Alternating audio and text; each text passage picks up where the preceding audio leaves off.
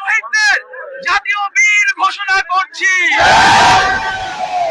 এই বাংলাদেশের জনগণ যুগ যুগ ধরে এ সকল শহীদদের স্মরণ করে রাখবে।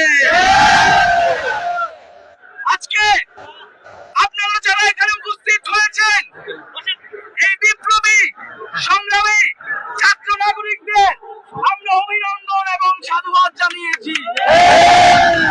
বিজয় আমরা ডালপান্তে এবং বিজয় আমাদের অনিবার্য।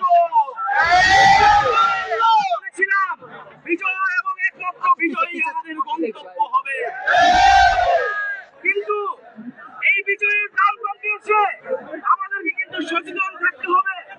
আমাদেরকে যাতে কোনোভাবে আবারও বোকা বানানোর কোনো পায়তারা না করা হয়। আমরা স্পষ্টভাবে বলেছিলাম আমাদের এক দফা দাবি হচ্ছে এই শেখ হাসিনা সরকারের পতন এবং ফ্যাসিবাদী সব ব্যবস্থার বিলোপ ঘটাতে হবে। যাতে এমন একটি বাংলাদেশ, এমন একটি রাজনৈতিক বন্দোবস্ত যেই বাংলাদেশে আর কখনোই স্বৈরতন্ত্র এবং ফ্যাসিবাদ ফিরে আসতে পারবে না। সেই বাংলাদেশে ন্যায় বিচার এবং মানবিক মর্যাদা প্রতিষ্ঠিত হবে। তাই শেখ হাসিনার পতনে আমরা কিন্তু খুশি হব না।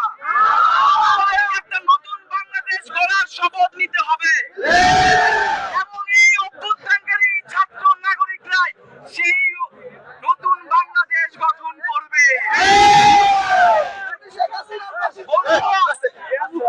আমরা বলছি যে শেখ হাসিনার সরকার, তার মন্ত্রী পরিষদ, তার সংসদ সবকিছুকে বিরুদ্ধ করে দিয়ে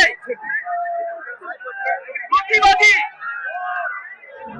অভ্যুত্থানকারী ছাত্র নাগরিকরা আমরা আপনারা মিলে মনোযোগ দিয়ে শুনি, আবারও বলছি অভ্যুত্থানকারী ছাত্র নাগরিকরা আপনারা আমরা মিলে যেই সরকার প্রস্তাবনা করব, যেই রূপরেখা প্রস্তাবনা করব, তার কাছে ক্ষমতা হস্তান্তর করব।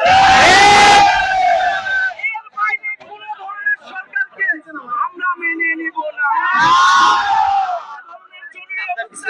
কোন ধরনের মিলিটারি শাসন, কোন ধরনের গণবিরোধী ফ্যাসিস্টদের দালালদের সরকার আমরা মেনে নেব না।